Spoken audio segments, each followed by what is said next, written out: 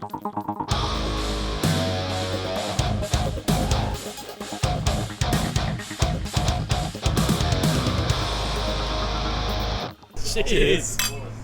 I'm Kana, I'm Amby. and welcome to diplomacygames.com, a podcast about all things diplomacy Diplomacy, drinking, and other random and other random crap. events. Yep. Yeah. Hey, I'm sitting here and I'm blown away at this piece of high-tech gadgetry that's kind of sitting in front of us right now. The technology has moved a long way since we started the podcast 5 years ago. It absolutely has. So, what am I looking at, Andy? Well, so for listeners who've gone, wait a sec, what happened to the podcast? It hasn't come out for ages. And if they don't kind of follow our Twitter feed or, happen to just not coincide with time, the recorder that we've been using since we started, 5+ years ago, is dead as a doornail. We once thought it was dead as a doornail and miraculously came back to life. This is now truly dead as a doornail. Dead. Taking out new batteries, put in new batteries, no difference. Taking out new batteries, put in another load of new batteries, no difference. Going through, kind of try to clean the the terminals inside where the batteries go, no difference. Right. Dead. Probably So- too much of you thumping the table over the years. Not too many beers. The trauma. On it. So, yeah. So it is totally dead, and we've had to. I hate to say this, Kana, we've had to dip into our drinking fund. But it's for a good cause. Well, it is. It's either if we didn't do that, then the podcast didn't kind of continue. It just And there goes the Tapped excuse out. to get together, drink, and talk about diplomacy. that's right. I couldn't have that. So So this is Let me just say thank you to our Patreons then. Like, sitting in front of us is this, it's got a digital display.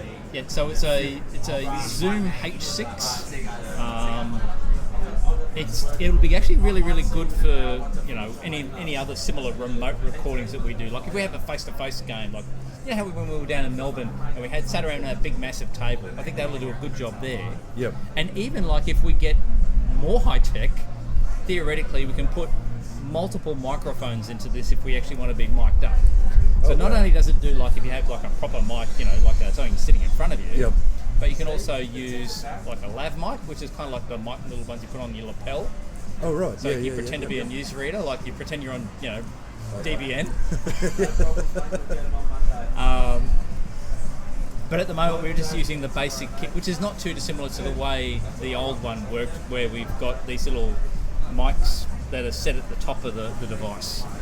So We definitely have to get one of those remote lapel pins recorders for the World Championship when that finally runs. won't it? Yeah. Like, to do interviews at the World Diplomacy Championship. well, either that or we just kind of just shove it in their face.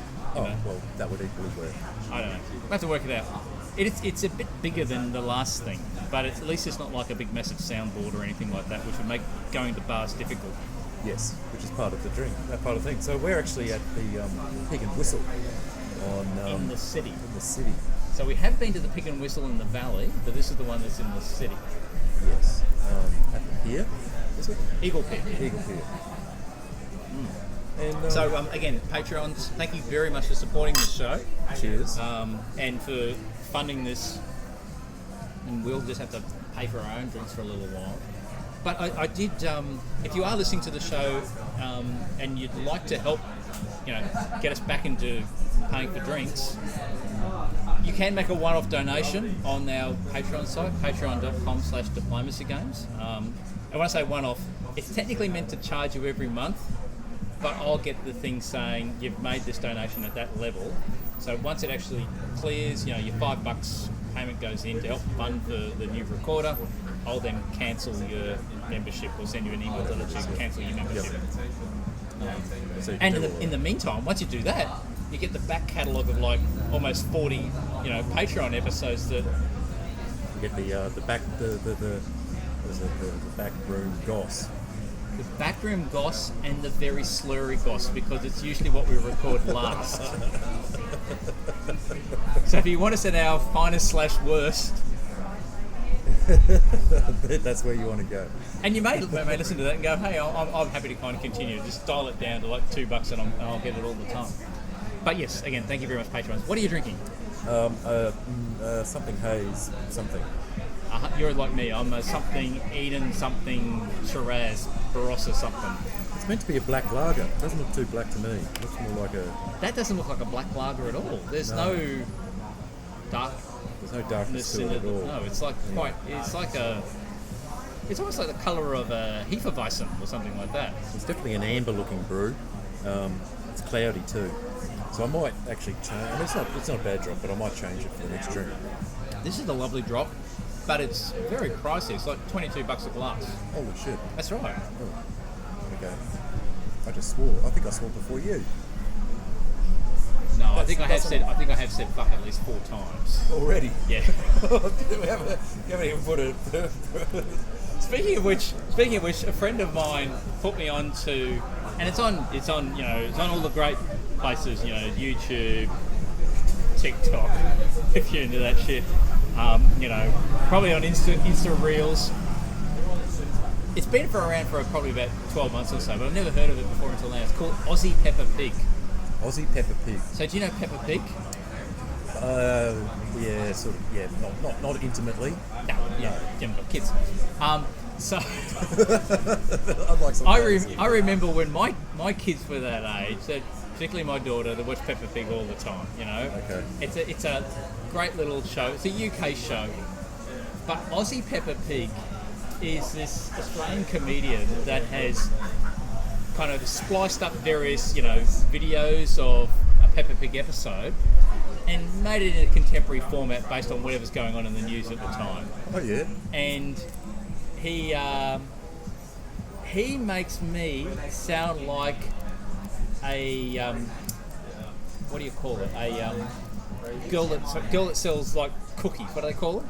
Girl Scout. Girl Scout. He makes me sound like a Girl Scout.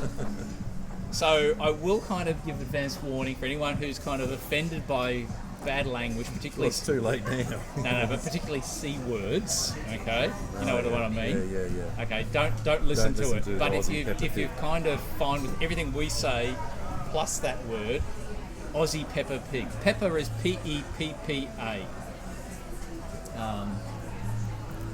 Well, I might jump on. I've not heard of it. but Some it of sounds them like are okay. Some of them are really, really good. So what would it make of, say, I don't know, what's in the news? Colin Powell, who's recently passed. Well, that probably wouldn't be in the news. It's more okay. So it's very much like an Aussie Bogan style. Oh, it's like the AFL Grand Final, mate.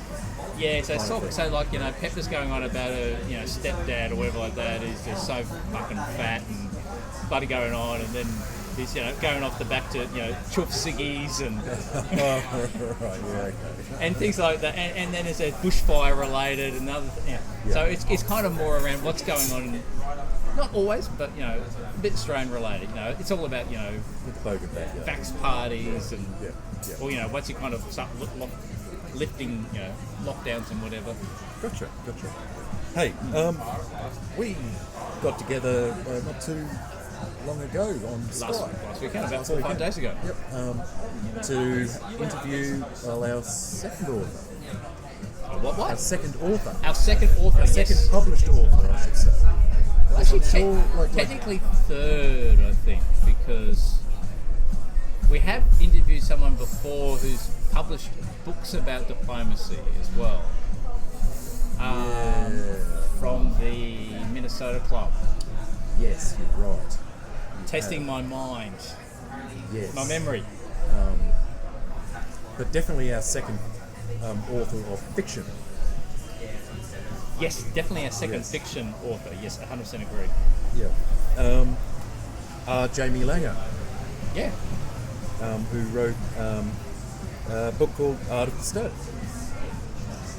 Art of the Stab. Art of the Stab. What a wonderful title for a diplomacy author. Yep. But unlike our previous, novelist who's been on the show who's sold like thousands and thousands and thousands of books, our Jamie is this is his second book.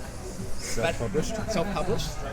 Probably hasn't sold quite as many as Harry Turtledove, but Harry only kind of gave 3 pages in one of his schooling books to diplomacy. Yes. So this is pretty much a whole book in a fictional environment around the game. But it's probably best that we kind of just throw to the interview and talk about that. Well, yeah, let's talk about it on the other side, because we don't just talk about the book. We talk about a whole heap of other things. So, shall we get to it? We will indeed. Jamie Langer, thanks very much for joining us on the Diplomacy Games podcast. Thank you for having me. It's I think you're our second published author now on the site. I'm kind of assuming you've probably sold maybe a little less books than Harry Turtledove, who obviously is a highly prolific author. But the difference is, I think in his, I don't know how many books he's bloody written. There's probably getting close to 100 or so. There's only one book where he talks about the game diplomacy. He only spends 3 pages doing so. You've done probably the exact reverse, which is publishing a book which is solely about the game diplomacy. But unlike other books that are out there in the Amazon and in the published zeitgeist around the game, they're all non-fiction books. Yours is a fiction book. Tell us a little bit about why you decided to write a novel effectively. And believe me, I'm looking at the size of the thing. It's definitely novel material, based around the game. What happened was I started to get back into diplomacy playing online. It was one of these things where I hadn't played it since decades ago when I was in high school. And at the time I thought, okay, I can kind of see the potential here, but it just seems so unwieldy. Trying to figure out all of the orders, it just seemed like a huge pain. It also seemed like the press didn't work as well as it could have. It's kind of the case where, it worked better by correspondence back in the day. And then I kind of realized, I think it was just a complete fluke that YouTube's algorithm threw a diplomacy video at me, and I thought, this, everything that I had problems with diplomacy are probably now fixed. So, I started to get a little bit back into it, and then one thing I did is I went to Wikipedia, and I kind of looked at this little section of in popular culture, and it's blank, which struck me as strange, right?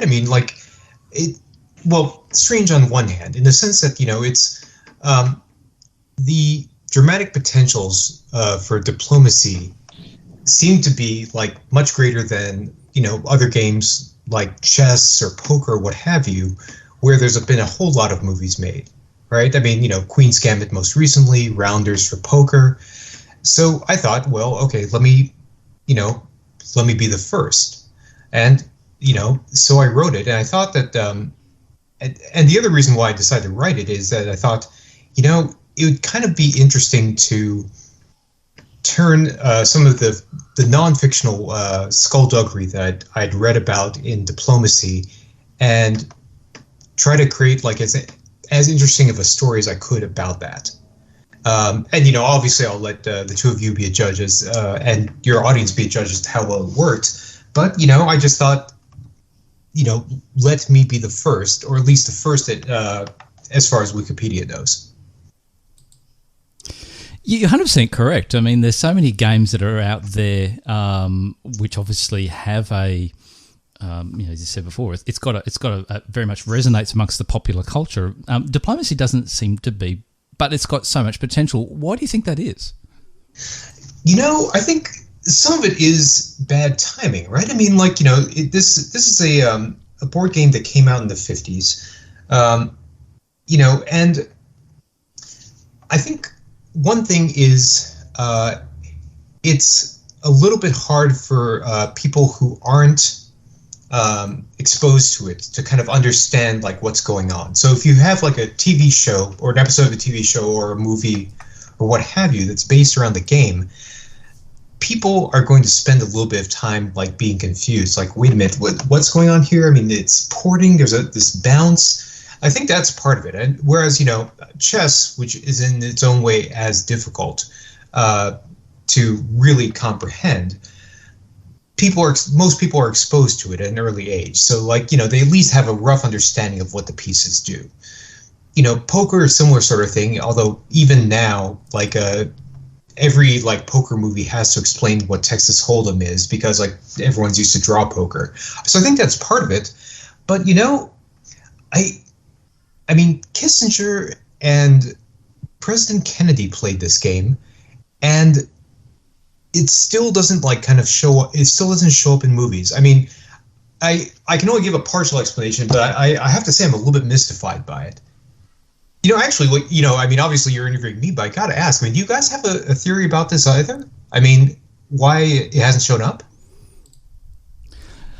I think, unlike, say, for example, if you're talking about chess or poker or whatever like that, there's a certain universality, I think, around different person types or people types or personas that I think is quite, as I said, it kind of applies to many, many different types of style of people. I think diplomacy personally is very much almost like like it's a secret club. Not many people really know about it or talk about it too much. I mean, I'll give you an example. Whilst I run a podcast about the game Diplomacy and spend probably way too much time of my personal time, playing the game online.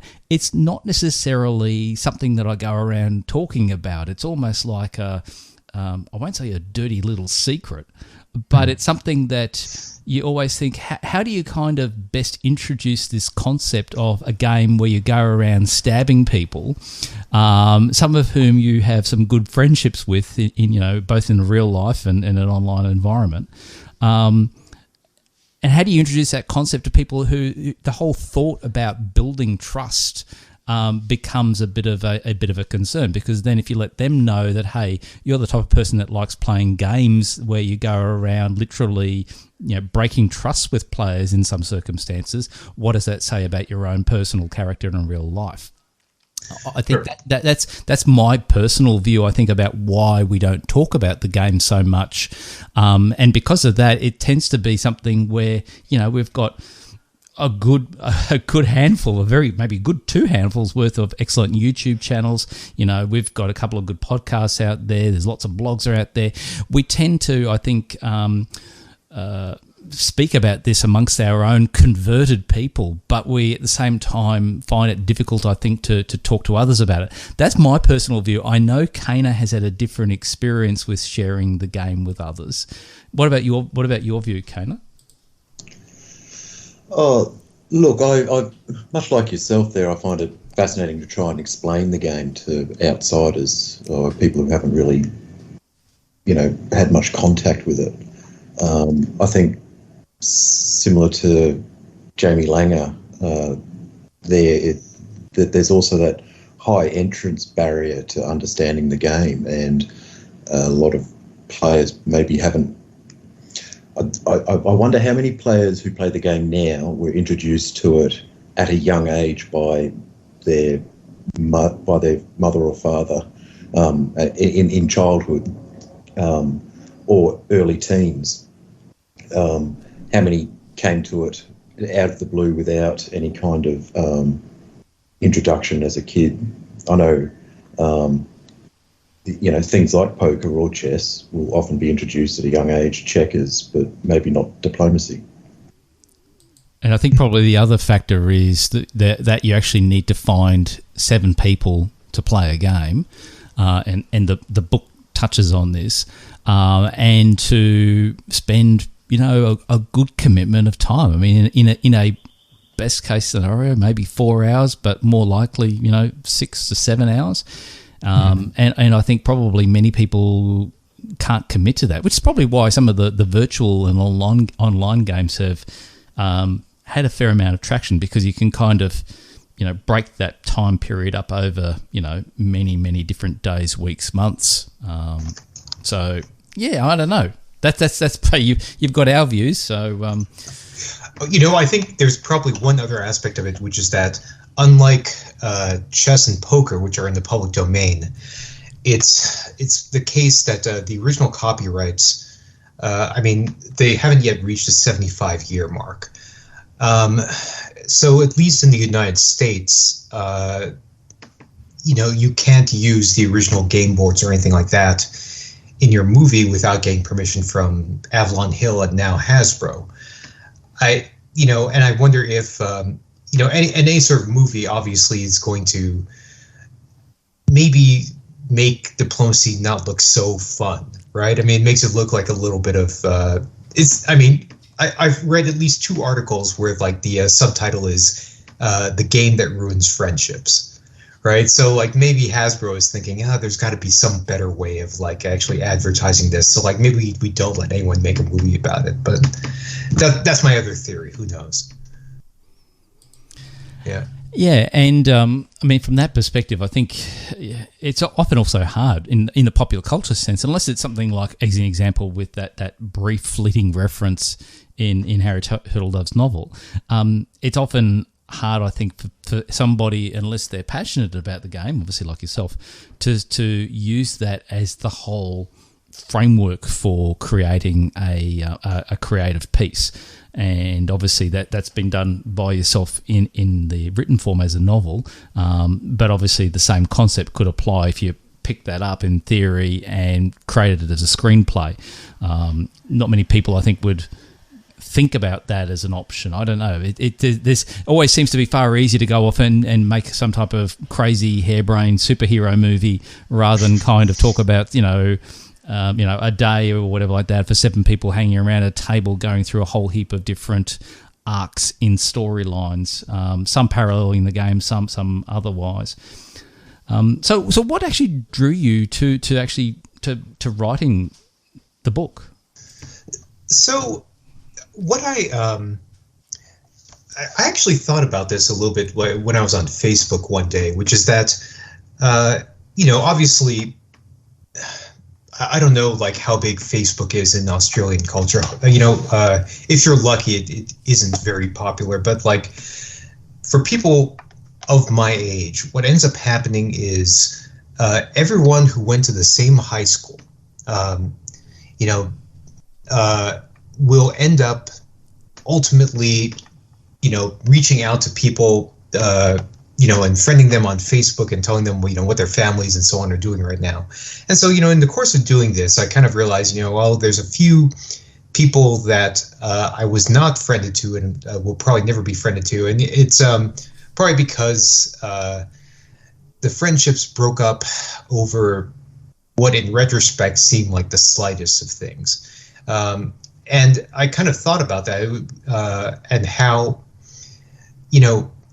it's the case that like, when you're younger, there are these relationships, whether they're friendships or, boyfriend or girlfriend or what have you, that can suddenly split apart for what seems like the most trivial of reasons. And I thought, well, okay, I was thinking about diplomacy already. There's got to be some way of combining those two.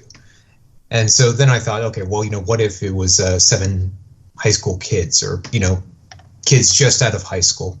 For your Australian listeners, that's just before you go off into your undergraduate years. Don't worry about it. Like about 80 to 90% of audience are American, so don't worry. There you go. Yes. And, I thought, okay, well, there's got to be something there, right? And, I thought also one of the other reasons why I decided to write this is that I wanted to do, I guess, the opposite of what's known as a cozy mystery. There's this entire genre of books where, it's a murder mystery or, there's some big heist that's been carried off. But, it doesn't, these mysteries don't dwell in the darkness there, right? And, there's obviously like, instead, there's some like armchair detective or what have you at a chili cook-off who figures out like, who poisoned so-and-so. And I thought, it'd be interesting to do just the opposite of that, where the stakes are as low as possible, but things get as dark as possible, right? And, kind of like, my guides there being like the movies of Neil LaBute before he kind of went soft, or like, Who's Afraid of Virginia Woolf? And again, kind of combining all those threads together, I thought, okay, well, I'm going to write a novel about diplomacy. And so, I had to sit down I actually created a sandbox on one of the sites. I think it was actually Backstabber, kind of put together a game and kind of figured out where I could get the maximum drama out of a stab. And that was the fundamental plot. At least that's the through line of the game. And, for those of you who've read the book, or actually for those of you who haven't read the book, there's also, it takes the form of an oral history, right? You've got 7 players of the game, and they're talking about the game, but they're also talking about their interactions with each other, and, with their families and what have you during their high school years. And, I kind of put it all together, after my first draft, I ended up making a couple changes. Actually, in the course of writing it, I changed the plot a little bit, such that, I added an additional betrayal in there. And, the end result is as you see it. I don't know, actually, I should ask, have you guys had a chance to read the book yet, or are you still working on it? I don't want to ruin anything if you have. You haven't. I haven't, Kana. Okay. I'm about halfway through, and I have to apologise. I've just been really busy. I did get it from the Amazon store, so I've been plodding through it on my Kindle when I get a bit of spare time. I didn't mean to put you on the spot. This definitely wasn't. This definitely wasn't me wagging my finger at the two of you for not having read it. I hugely appreciate the fact you bought it. I'm not a very prolific reader at the best of times. So. Sure, I guess so I'll be very careful not to give anything away. Obviously, I shouldn't give anything away for the people who haven't read the book. But I think it's actually one of these things where if you haven't played diplomacy, you might be able to figure out, and Kano, I think you might already be suspecting what the ultimate denouement is going to be, but I suspect that someone who hasn't played diplomacy at all won't be at a disadvantage in actually figuring out how the thing ends. But again, that's hopefully a tantalizing clue for those of you that haven't read it yet, or are in the process of reading it, like Kano is. So, Jamie Langer, out of interest, how long did it take you to write the book, and what's your sort of process for writing for our listeners who are writers out there? Let's see. The writing itself, because I had to put in diagrams and the like in there. I think all in all it took about a year. And the process, such as it was that because I had an idea roughly as to how the game would go and which characters would be which countries, I spent maybe a couple of months actually working through it in Backstabber, trying to figure out okay, well, how can I get this to happen and this to happen? And, I had to kind of put in a couple of misclicks and misorders in there just to kind of get things to, to puppet master things the way I wanted them to end up. My process, this one I didn't have to do do a lot of research or anything like that. I think the most research I actually did on this was to one, I had to kind of figure out where that Jeremy Bentham quote that comes at the beginning, what the actual wording is of that. There's a quote from The Theory of Legislation that opens up the book. And yes, it's a little bit pretentious, but, it actually makes sense, trust me. And I guess, the other thing that was a little bit tricky was to try to throw in a little bit of slang terminology that high school kids in roughly the year 2019, 2018 would use. And obviously that part of it I think is going to read it's a little bit cringeworthy, I think. I think that any kid who's actually that age is going to be here's an old guy who's actually trying to sound young or trying to pretend he knows what it's like to sound young. But, threw it in anyway for a little bit of verisimilitude. My process, other than that, was to, I guess, actually, I use Excel, Microsoft Excel a lot, just to kind of keep all the disparate strands together. I actually had one tab which is, okay, well, here's the figures that are going to appear. This is going to be the full game map. This is going to be a close-up of one section of the map. That's one part of it. The other thing was I had these ideas as to little vignettes that various characters in the novel would talk about at various points.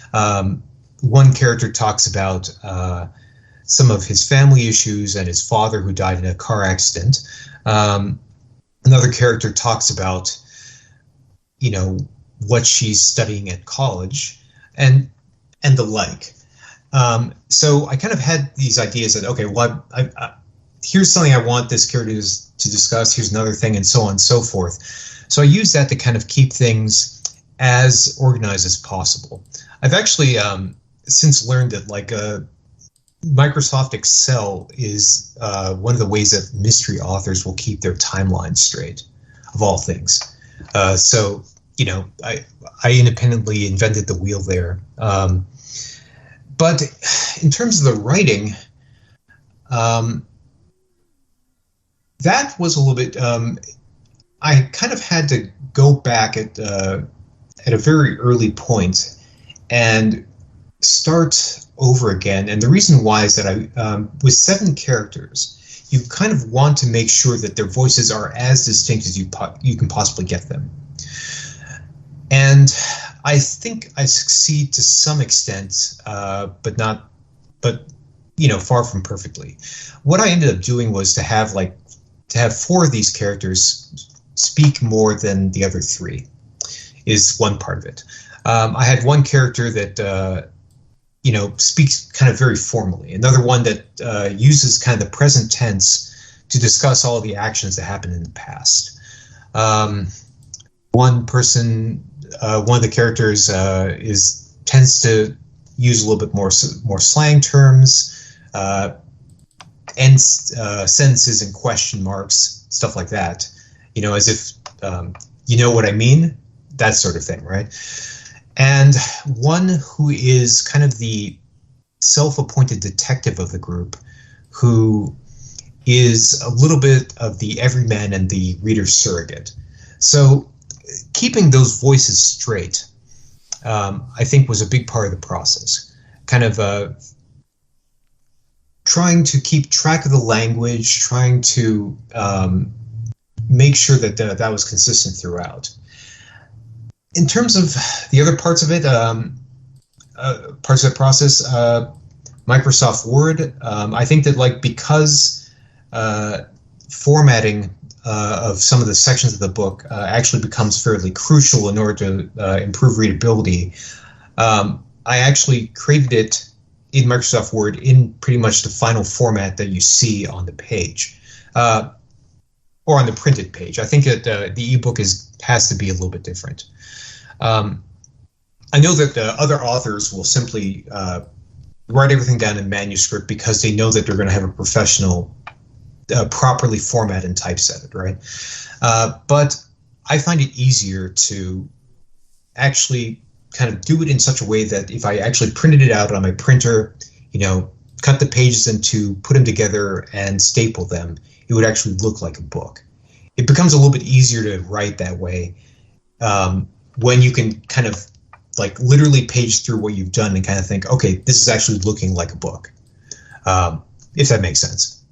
Oh, absolutely does make sense. Whenever I'm reading papers, I always print them out, because reading things from a computer screen I find quite difficult. Makes perfect sense, and you got that haptic interaction with your story there as well, by the sounds of it.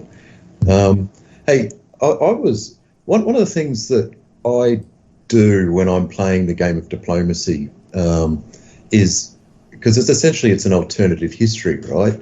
That sort of gets co-created as the game goes on, is to kind of make a narrative inside the game itself of what I'm doing as a leader of this country, against these other leaders of the country, and there's that whole pseudo play going on in my head around this alternative history as the game progresses. And I know I definitely, for myself, have some favourite countries where that in a game is definitely easier for me and more enjoyable than other countries. Do you have a favourite country, or do you experience a similar thing when you're playing the game of diplomacy? Let's see. I mean, as far as favorite countries go, I think that England is my favorite, in the sense that it's because you've got the physical separation going on at the beginning. You can you have a little bit more time to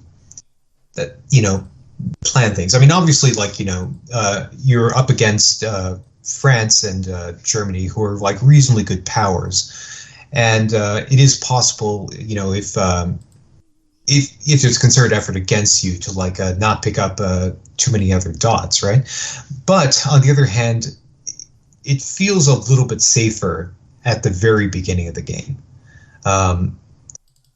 So, which is kind of you can kind of tell that I'm not that skilled of a diplomacy player that I say that, and Italy, although I think one thing that tournament play has shown me is that Italy's reputation for being not the best, the worst of the seven powers, is actually kind of a little bit of a canard, right? I mean, it's actually I've actually seen quite a few Italies do quite well. Turkey is the worst, I think. I don't think there's any getting around that. And Austria is probably the second worst. It's there's only it's pretty well landlocked. It's up against some fairly good powers. I think that those two countries or those two powers really need to figure out some way of not getting knocked out fairly early. Is my take on it. Russia, I think, has a little bit of difficulty. A little bit of difficulty in kind of managing this wide flung area. The two unconnected fleets. I don't know. I mean, in terms of thinking about the alternate history of it, that is something that I haven't. I have to confess that my understanding of early 20th century great power politics is kind of weak. There's a couple of references to that in the book, right? I think that one character turns out to strangely become be revealed as a mystery buff. As a history buff, as a result of his grandfather, who actually fought in the Vietnam War.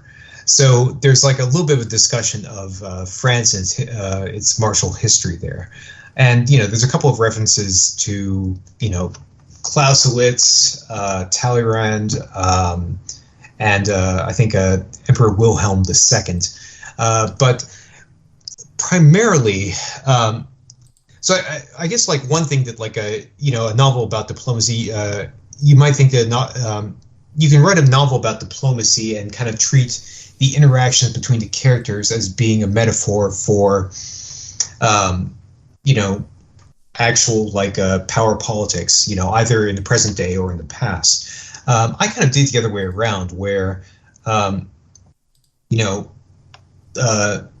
these sorts of war, and these fights between great powers, more or less is, kind of meant to, what's the best way of putting this? The interactions between people and kind of the betrayals between these people and these various alliances that splinter apart is kind of meant to be a way of talking about the ways that actual people interact, right? Sorry, that was an unnecessarily confusing way of putting it. Yeah, I mean, I guess I guess I'll ask you guys. I mean, like, is this a big thing around with diplomacy players? I mean, obviously you'll see like newspapers and what have you, where it is kind of written from the perspective of the various powers, and there's a little bit of an attempt to kind of like get into the history as it would have been around that time. But I have to say that like you're a little bit limited in the sense that the real world politics of that time kind of are going to be the way they were. You've got like Germany and Austria lining up against France and England and the various other powers being arrayed as they are. And it's like kind of with the exception of like Germany having to kind of make sure that like they've got the lines shored up on one side of them before they can take on the other side. I'm not too sure that power politics really comes into play too much in actual diplomacy play. But that could just be like my lack of imagination there. So, I mean, I think from my perspective, first off, I would probably say I'm a self-confessed history nerd. So that type of way of playing, if I can kind of call it that, like getting into a character, I think is actually quite fun.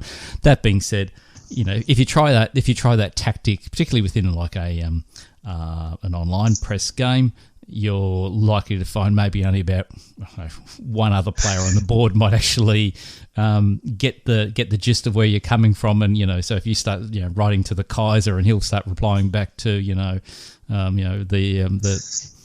whatever the fuck what happens to be the Archduke or whatever, and some of that stuff does work, and that actually can be a bit of fun sometimes with solidifying alliances, but I think it doesn't generally work that way.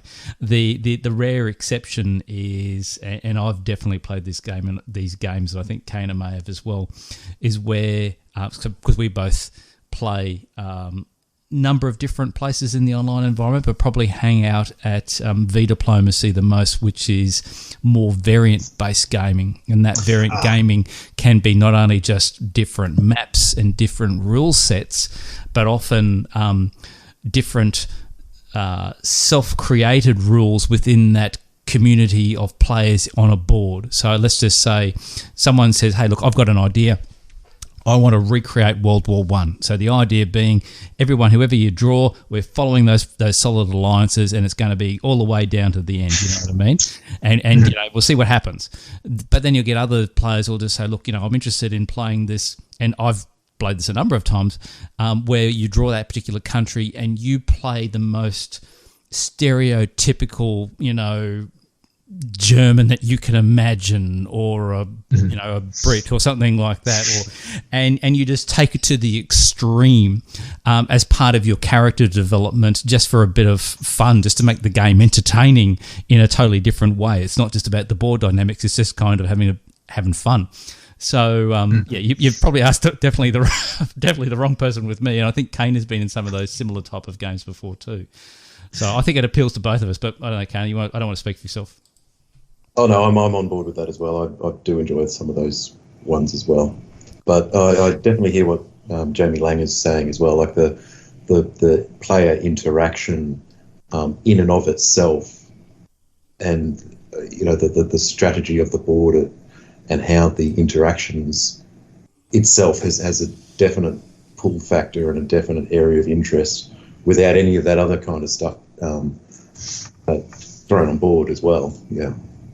Actually, I was going to ask one question, Jamie, unless you wanted just to jump back in. Were you going to ask something yourself or go off on what Kano said? I was just going to say Kano put it much better and much more clearly and succinctly than I did. So, yes, thank you. One other thing... Probably not drinking. One other thing I'll say is no. I just wanted to say that, like, to the extent that, like, you play up that, you're being the stereotypical Kaiser or the stereotypical Brit in the early 1900s. It seems like that would increase the potential of like actual successful betrayal if everyone expects you that, like, you're kind of playing the role, and then all of a sudden you execute like the most massive stab against the people who were nominally your allies in World War One. So, it seems like there's some potential there. Not that, on the other hand, like that might be considered not sporting. So, yeah, sorry, maybe I didn't explain myself well enough. Those were two separate type of rule types. So, you know what I mean? One game would be purely, let's just stick to formal alliances, nothing changes. Another totally different game would be like a normal board, but you happen to, as I said, take things to the extreme in the way you play a particular character. Sure. One thing I'm really interested to ask, Jamie, is when it came to writing the book, you've spent your time, you've written it, you've drafted it. Obviously, the nature of the way the book reads will appeal and make perfect sense to somebody. In fact, probably 99% of our audience who actually know the game Diplomacy and know the mechanics and know how things work and know how people interact in the game. How did you, I'll say the word test, for somebody who doesn't know the game, that they could pick it up and read it and comprehend what was going on? I didn't, and at this point, I have no idea if anyone who hasn't played Diplomacy has actually read my book all the way through. I consciously decided, this is something I didn't mention. My first book, I think I know of 4 people who have read my first novel, one of whom I actually paid to do a developmental edit, and so he had to in order to get his money. So for this one, I actually decided, I'm going to write a book where there's kind of a built-in hobbyist base. And so at least if I can get like most of those people to read it, I can break even, and maybe get some of them to buy my first book. I have a couple of friends who I now manage to make feel really, really guilty by saying like, oh my God, I wrote this book. Here, you should read my book. And definitely, like, they have not read the Diplomacy book. They have not read The Art of the Stab. As to how readily they'll understand it, my guess is, I don't know. My guess is not very. I do have like one friend who I know has read maybe about 50 pages into it, and he does like some of the kind of non-game discussions. And this is my other dark confession that like you guys are going to be the first to hear. I kind of had this fantasy in my head that like, I'm going to write this book. The Diplomacy hobbyist community is going to read this. There's going to be a clamor, and they're going to demand that a movie be made out of The Art of the Stab. And then like all this stuff will make a lot more sense if it's on the screen with computer graphics. But of course, like that's ridiculous. Even as I say it, I know it's ridiculous. So kind of the general public, I think I have no idea how well they will understand any of this. So this is for you guys and you guys alone. I'm sure the community still loves it and appreciates it anyway. Sure. So your first book was The Dream of the White Elephant. This is the second book here, The Art of the Stab. How was it different this time around? Like for writing a second novel, was there any? Again, this is probably going back to one of those earlier questions about people who are out there who are interested in writing. How did you approach things differently the second time around? What were the lessons you learned in writing a second novel compared to the first? Okay, so one thing is that first novel is about 240,000 words. And because it's only writers that think in terms of words, in terms of page, as opposed to page count, the first novel is roughly 650 pages long. And it's a mystery. It's a mystery novel, that first novel, and so that's particularly long for that genre. There's some genres where that can stand a higher page count, such as science fiction or fantasy. Mysteries tend to run shorter. So one thing that I picked up from that first novel is, okay, I need to keep things a little bit more compact. Don't let my story sprawl out of control. And this novel, even though it works out to be about 350 odd pages in book format, when you take out the diagrams and stuff like that, it's actually fairly compact. We're talking about 80,000 words. For reference, it's roughly as long as the first Harry Potter novel was, right? So, not short, but not terribly long. So I think like the what I picked up from the first novel is, keep it short, try to develop other multiple voices in the characters so that it doesn't all run together and turn into like an unvariegated mush. And I guess the other thing I did was, I thought to myself, try to write something where I won't need to worry so much about research. There was a little bit of this with the mystery novel, just because I wanted to make sure that I wasn't making some obvious blunder when it came to law enforcement or, Los Angeles in like roughly the year 2004. Whereas this, I didn't need to worry as much. I could keep my worries limited largely to making sure the diplomacy game itself makes sense. That there's no move that's like so egregious that a diplomacy player would simply like throw the book across the room. And from what I've heard from some diplomacy players who've read it, it succeeds on that level. So I think that's my big takeaway. Although, like, I'm going to be kind of reverting to form for my third novel, which is going to be a science fiction novel set roughly about 150 years in the future, where I'm going to have to do a lot of research in economics, near space travel, things like that, to make it, at least plausible. So that's going to be more of a challenge. This one, I kind of wanted to be like a little bit of fun, a little bit of backstabby fun, where, things get a little bit dark, but it's, it kind of has a feel like a stage play where, like, as I said, Who's Afraid of Virginia Woolf, something like that. So, yeah, that's kind of what I took from the first novel and used aimed to correct for the second novel. And both books have been they've both been self-published, or one was self-published, or one's through another publisher, but it's effectively a self-publishing platform. That's correct. I mean, the Dream of the White Elephant was self-published through essentially like a platform. So a little bit, yeah. And how did you find that experience? It's to some extent there's a little bit of like frustration where you're going to like want to pull out your hair, but ultimately I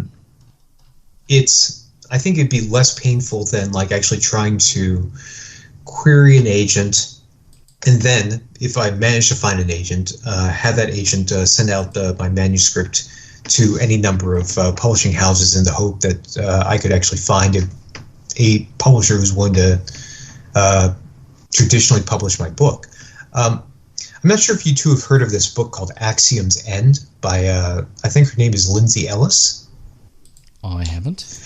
Yeah. So the reason I bring this up is that it's a science fiction novel, and Lindsay Ellis is a YouTuber with, I believe, literally 1 million subscribers. And my suspicion is that that was a big selling point for both the agent and St. Martin's Press in actually publishing the book. It's not that I'm saying like, oh, the book is crap. and that's the only reason why she got published.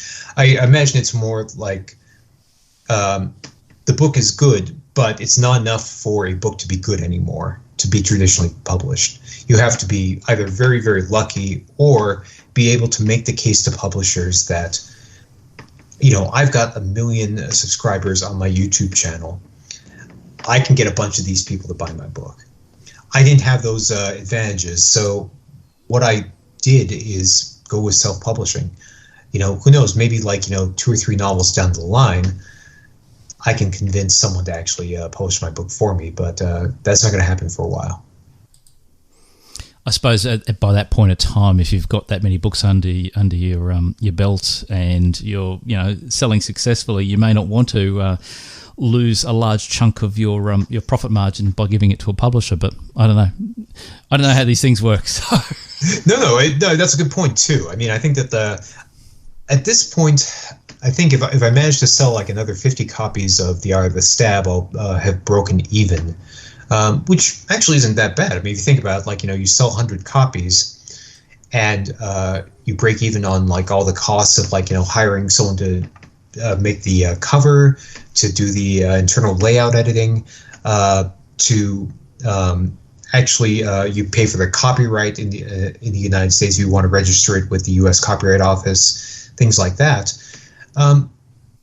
Yeah, I mean that's actually like a fairly reasonable break-even point, and it's nothing that will allow me to quit my day job.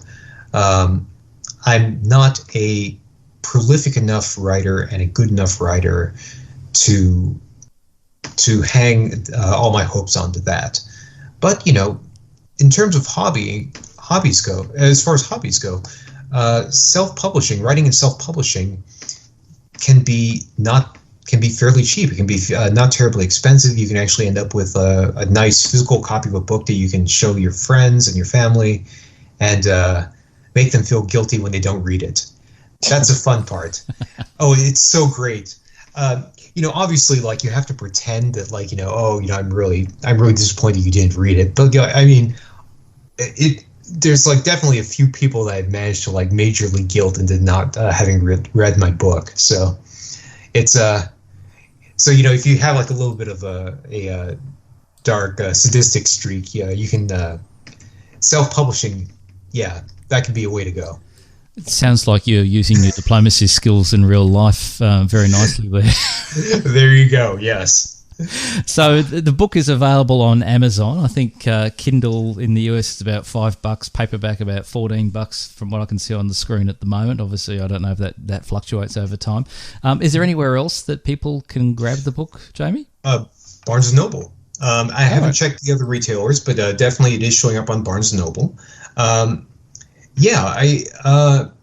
I have to say, and this isn't just me hoping that people are going to give me more money by buying the paperback version, but it actually does. It works a little bit better in paperback format than it does in the Kindle format, in the sense that you are going to want to perhaps flip back and take a refer back to the game map at the beginning of a given season, but I think it works reasonably well in the Kindle format. So, I mean, if you're hesitant because you live in Australia or someplace like that, and you don't want to pay the shipping costs of an actual to get the actual physical novel, definitely the Kindle ebook works fairly well, and I can heartily recommend that. I would definitely agree with that. For example, the Australian version of Amazon is selling local pricing $6 on Kindle, but $33 on paperback. So there you go. Sorry, that's our money, which is probably $1 American is sorry. Yeah, $1 American is about 70 Australian cents. So basically, it's almost anyway. So you two will have to send me. You have to give me your physical addresses, and I'll get you physical copies in the mail. On me. It's quite all right. It's quite all right. All right. Thank you very much for the kind offer. Jamie, I haven't got any further questions. Kana, what about yourself? No, thank you for spending the time to talk with us, Jamie. Oh, my pleasure. And yeah, I thank you guys so much, and definitely I'm looking forward to maybe stabbing you guys if you guys are on V Diplomacy, huh? That's where I tend to hang out most. I think Canada does too usually. Pretty All much. right. Sometimes web diplomacy. All right. I'll keep an eye out for you guys there. Sounds awesome.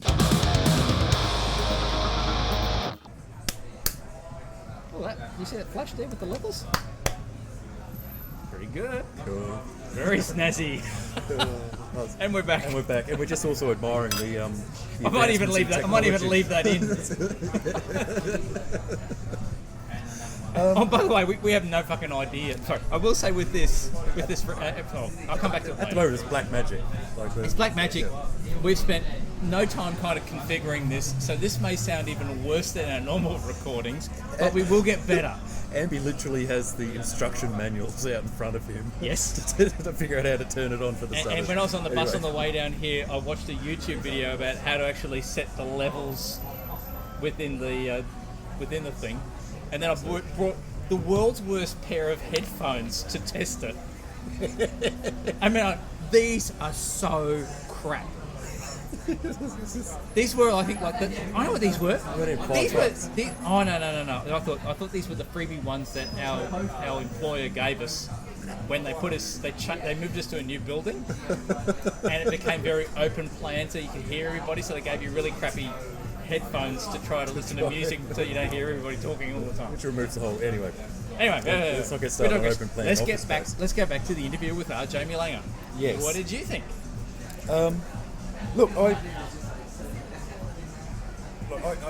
kind of found it interesting on a number of levels. Jumping in towards the end, talking about his favourite countries that he's played, and what I do in my mind when I think about playing in a game, and I make up that whole mythical world, and then there's that discussion really kind of interested me. Yep. And also hearing about... That's because you like playing as an Archduke or... Yeah. Or the Sultan. Yeah. Or the Sultan's vizier. And just to hear from any writers about their writing process. Yes, that was really interesting. That insight into the creative mind is interesting wherever it comes from. So that was interesting. We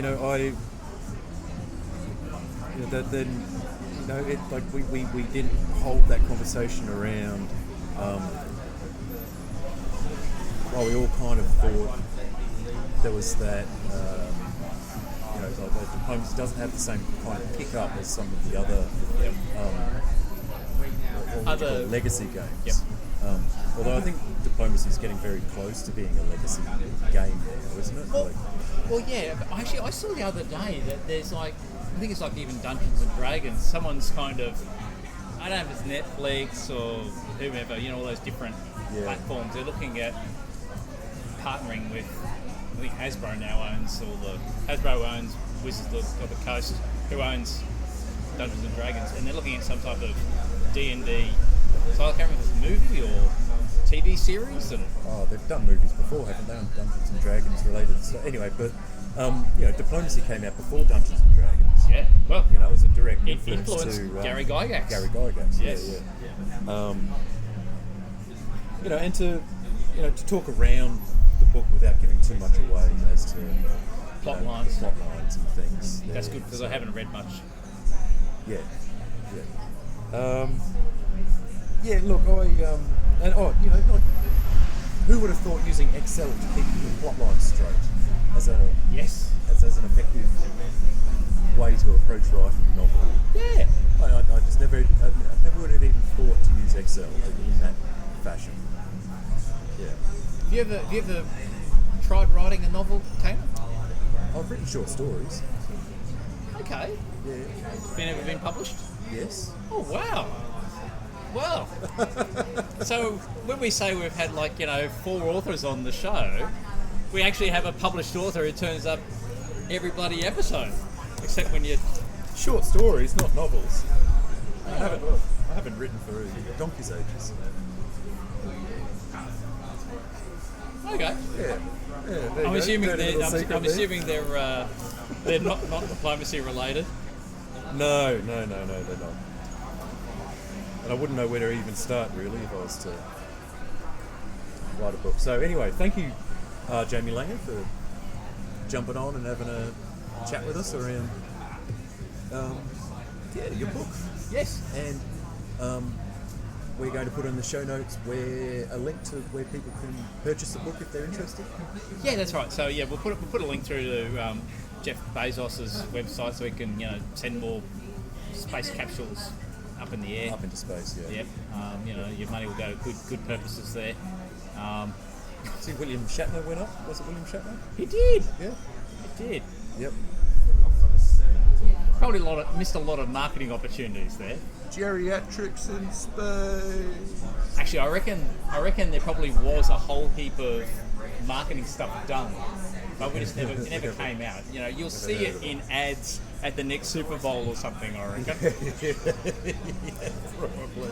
So thanks, Jamie Langer, and just to kind of double check my notes on the show. Yes, it was Eric Van Mechelen, who was previously interviewed back in episode 61, who had written a book about playing the game Diplomacy. Yeah, so the strategy Yes, tactics. which is obviously non-fiction as opposed to fiction. Yeah, there we go. So as I said, I'm a bit of a slow reader, so I plan to get to this book when I've got some spare time, probably summer holidays. That's interesting. What's your favourite country to play diplomacy? On the bog standard board.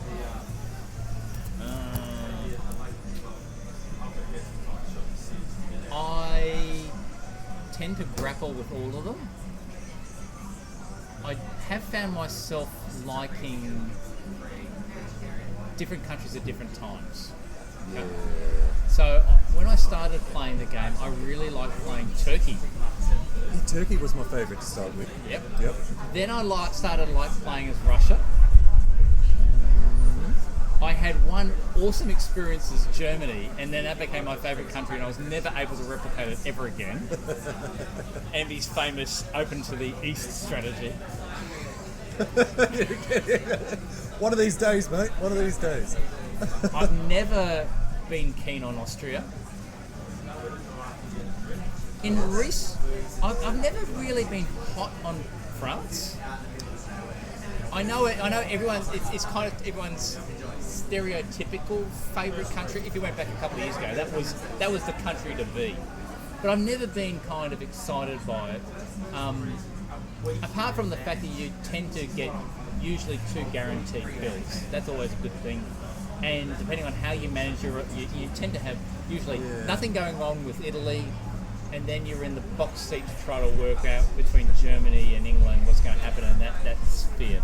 I'll tell you, France has never been my least favourite country to play. Put it that way. It's never been my favourite. It's never been my least favourite. Yeah, and probably in recent times I've got to enjoy playing England and Italy, but more for the reasons that other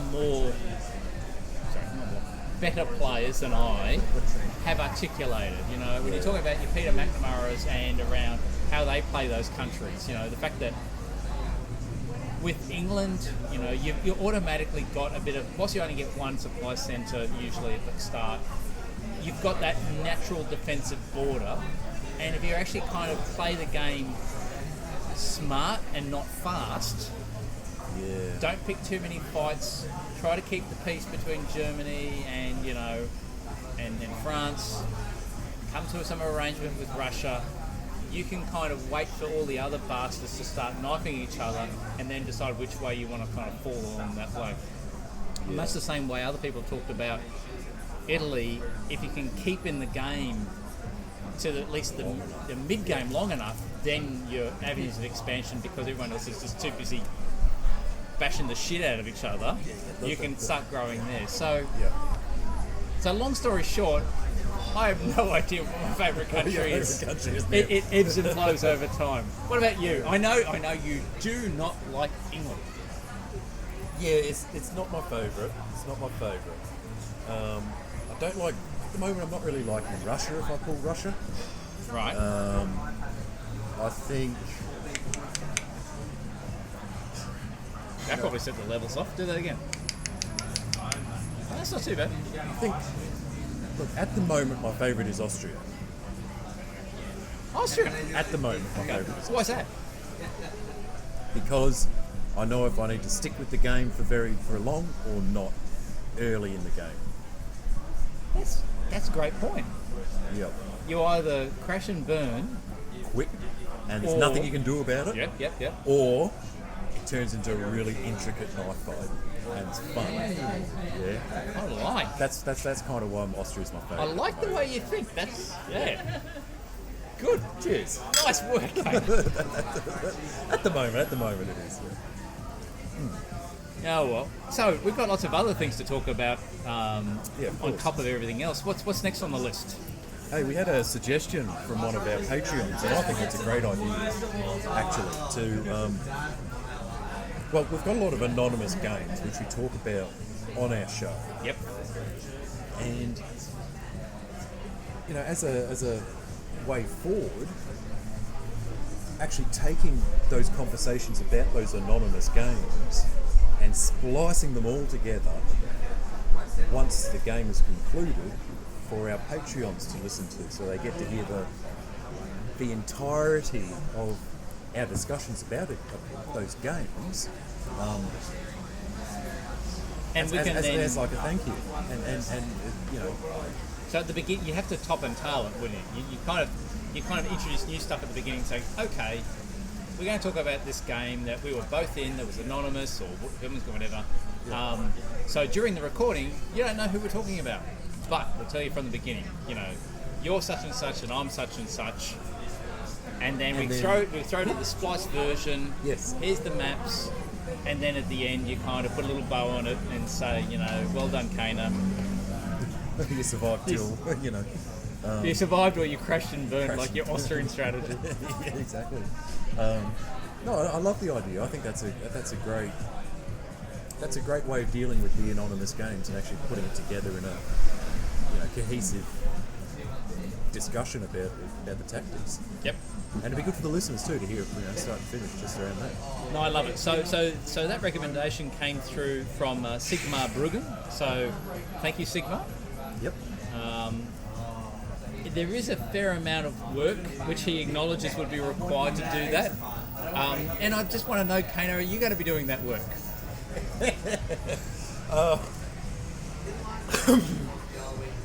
Bullshit. Fuck off. I'll tell you what I will do. I will put the maps together into a video format that you can have playing. I can I do think you that. promised that on this podcast about 3 or 4 times for other things, and apart from that one time, No, I've done it a couple of times. All right, okay. actually you have done it a couple of times. One was for that for you game, and then the other one was for another game we played. Yes. Anyway, I think Sigma's suggestion's a Love great Sigma, one, yep. and maybe I'll do that like on my summer holidays when I'm not reading my Art of the Stab. Well, I'd And give not it a kind of go. sitting on the beach. I'm not an audio savvy. I don't know how Yes, to... you are. You worked out how to make this fucking thing work. You pressed the L button and the R button, and the little red lights came on, and all of a sudden it was happy days. all the other knobs had numbers on them, so obviously it's that one. Yeah, left, right. Yep. Yep. And then, that button's obviously the record button. Yes, it's red. That one's And, a stop, and over here you've got a volume up and down.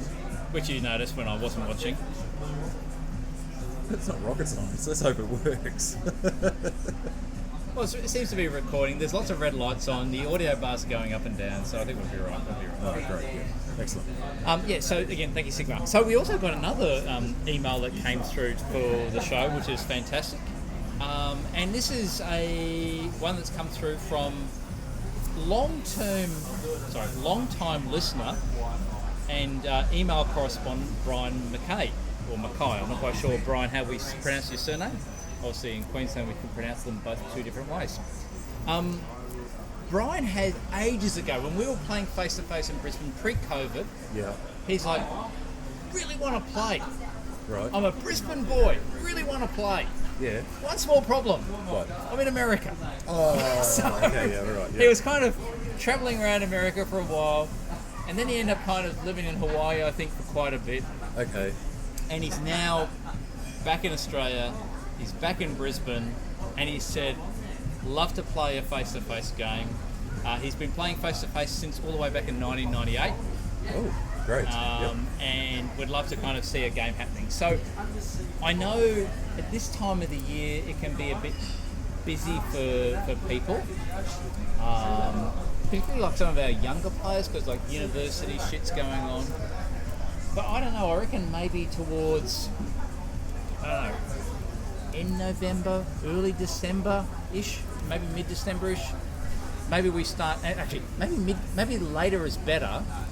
Once we've kind of here in Queensland got all of our vaccinations happening, and they start kind of easing the fuck up, then we can do it then, because that might make some players a little bit more comfortable if they're worried about this. Yeah, it might, yeah.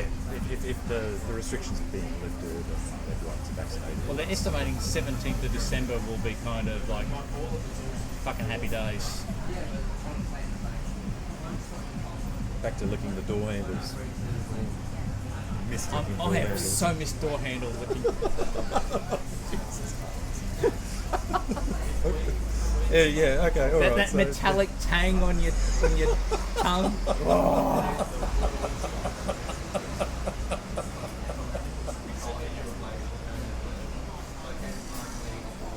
Yeah. Anyway. Jess, you'd think we'd had about 5 beers and wines by now, but no. So, Brian, thank you very much for your email. And as I think I mentioned to you back, probably, I reckon, maybe mid-December. December. Yeah. We have a funny situation here in Australia because obviously now the rest of the world is actually vaccinated. They're fucking opening up. And for ages we've been like, hey, we can fucking do whatever we want. We just close the borders. And now they're going, okay, right. Again, Peppa Pig style. It's like, okay, you fuckers, just kind of Aussie Peppa Pig. Just get out there and fucking get vaccinated. Just get it done. Get it done. And when we get to like 80% vaccination rate, we'll start kind of, easing things up a bit. And when we say easing things up, it's just like, provided you're vaccinated, you can go wherever. Yeah. So Cross borders. Cross state borders. Cross state borders, that's right. And was it at 90% they meant to start looking at international? I don't know. Oh, blows me. I don't know. Yeah, because I think if you come from overseas, you can still come in at 80% with no hotel quarantine. Hotel quarantine?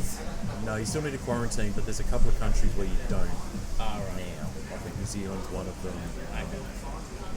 Yeah. Yeah, well, New Zealand kind of got fucked because of Sydney. Yeah. So Sydney kind of got it, passed it around Sydney, then passed it around New Zealand and Victoria, and Well, now Victoria's got it worse than bloody Sydney. Melbourne's like the most locked down capital and city in the world, isn't it? it's got to be up there.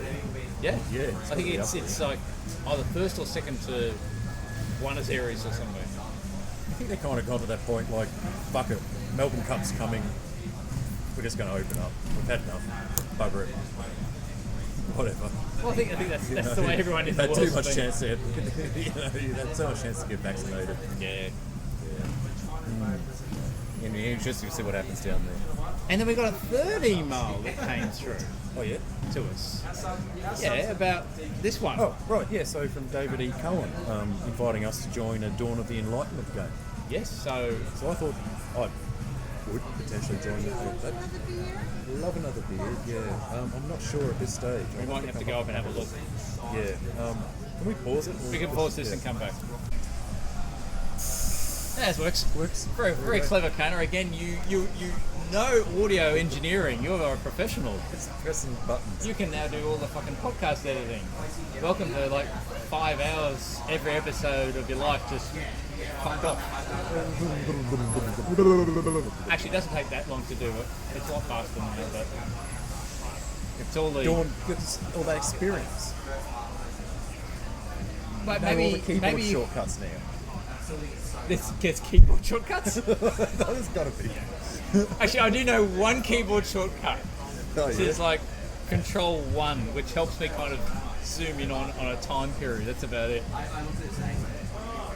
I think Control 3 zooms out. That's it. Surely there's other ones. Oh, there's a fuckload of them. I have no idea what they are, and I have no idea how they all work. Anyway, like as we were saying, David E. Cummins invited us to his Dawn of the Enlightenment game. Yes, thank you very much, David. I've already signed up, unlike others. Yeah, I'll flick off an email saying, yeah, I'll sign up. I don't know how it's going to be played because it's being sent. It's sent me to a random. Well, not. It's Academy of Creative Destruction's forum page. Yeah, which I've got no fucking idea what that is. No. So this is going to be a period of discovery, whether it's done by email or by Discord or if there's some other system involved. Yeah, so there is like a. I think on that website, once you've kind of signed up, there's quite a few people who have signed up. A lot of the players, their handles and everything, I've never heard of. Oh, who have we got?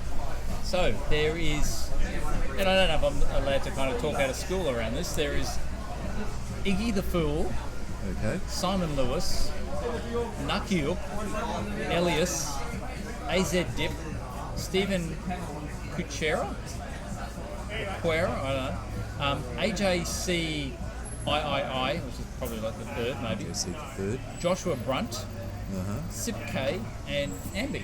Huh. And how many more spaces are there that we needed? There's 5 more. 5 more. Okay. So you two. So you've actually signed up, you said, on this thing. Do you get an email back saying, hey, it's gone to a moderator to approve? Yes. Just email David and say, David, I sent it, and we've talked in the pub, and Yeah. we're now I'll on sign tape, and you're not Well, there. he said he'd hold and me a spot. you're so- kind of feeling lonely, and you want to kind of hang out with new people. But so we've had David on the show for episode 77. Yeah. Not prolific.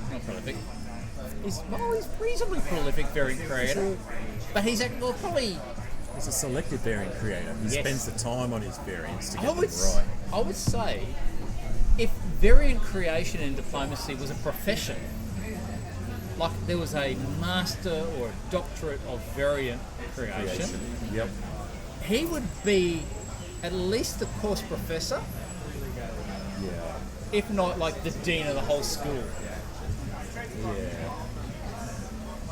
Yes. No, I'd second that. Because he's made some progress. Oh, Real good ones. stellar ones. Yeah. Ones that, being perfectly frank, put our collective efforts to shame. Yes. Yes, no, it's true. It's true. So everything from Known World to the Spice Islands to, this one that's being made now. There were other ones he's done as well, wasn't it? Was it did he do the Versailles variant, or was it someone else? No, I think it's Was it 19? I'm trying to remember now. Let's pause for a second. So we've got our new drinks. So cheers. A little bit quieter clink, but it doesn't matter because I don't want to spill. You've got more in this There's a more generous pour. Now that is worth the money, but it's closer to worth the money. Yeah, good. still good. Yeah, I'm on the cider now. Also, Maharaja, the the Indian one. Mandate of Heaven. Yeah, the one set in China. Yeah. And I think Unconstitutional was his other one before Dawn of the Enlightenment. But Dawn of the Enlightenment, that's the new one. That's what we're going to test play. Yes. That's like a mind-blowing map, isn't it? You know what I mean? Like global map, Yes, it's a global map. but with a totally new bent that we haven't seen before in a diplomacy game. With the and I think were you consulting to him around how to approach this with the high seas? Yeah, we did have a discussion. In the end, he went with high seas. We were Were you trying to around sea lanes versus high sea seas? lanes? Yeah, and he went, well, yeah, but no. What if we make an ocean territory where you can just stack units in, and the chances of you interacting with anyone else in that ocean area is next to zero. Almost no. But it is doable if you have enough if you have enough if you have enough fleets. Yep. Yes, you could control an ocean, but the chances of that occurring is next to nothing. So, for listeners to understand how this would work, and we can kind of we'll post in the show notes what this is. But you've got like these ocean territories, like let's say the North Atlantic Ocean. Yeah. So within that massive, sorry, when we say North Atlantic Ocean, don't think a normal classic board of just that bit that's above MAO and next to Norwegian Sea. No, this is the entirety of the North Atlantic Ocean. Correct. Yeah. So you have these, would you call them littoral areas? Littoral? Or coastal zones? Or Yeah, littoral's the right word. Yeah. Yep. areas which you can kind of have as like sea territories. But then in the middle of the ocean, there's like and you said before, like a stacked box. So just imagine like a vertic.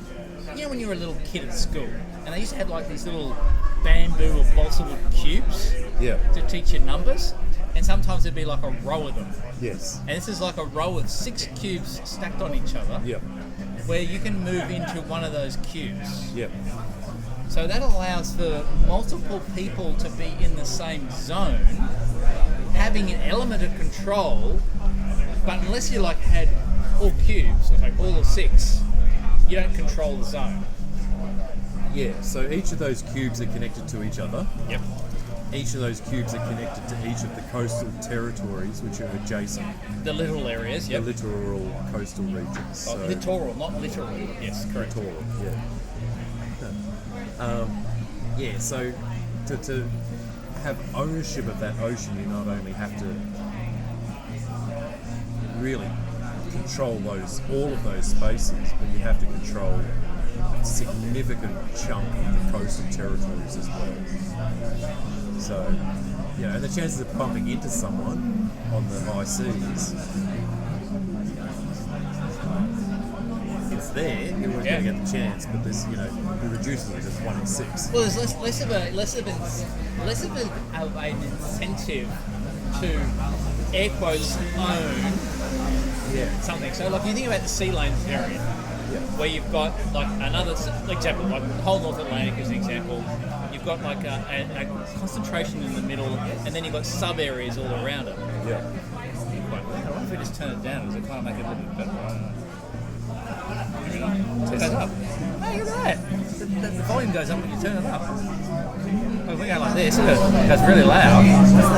Picking up everyone's conversation now. That's all the music. Turn down there, people can't even fucking hear you. That's nifty. Anyway, Okay. so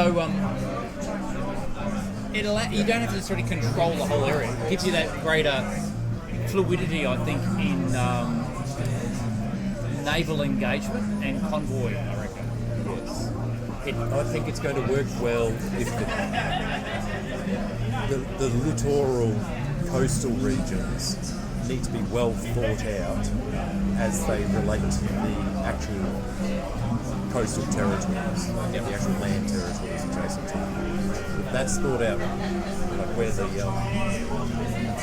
where those ocean coastal regions start and finish on what territories, and who can bring units to bear for control of where those two coastal territories are joined, will be quite. That will be where the balance lies in this area, I think. So I'm looking forward to this. It's been a while since we've played a true, I'll call it cutting edge variant, in the sense of it still hasn't been kind of finalised yet. It's still in development, hasn't been released, and I think this is the type of variant that players will be talking about for many, many years, potentially. Yeah, it's got Known World is one was one that was in people's imagination for a very long time. Yep. I think as variants go, I think the current crop of those mega maps by TechnoStar, Yep. the North American And Europa. and the Europa. That's where things are at. I think this one's got the potential to be the next one that people jump into if they see it open. Yes. Very exciting. So, looking forward to that. What's next? So probably, do we want to talk a little bit about our games or anything, or Yeah. Okay. bit of a around the grounds? Around the ground. I'm currently in 2 games, soon to be 3. I'll just bring them up. So you brought it up now. Yeah. So I think This is one of your Europa This is games. one of my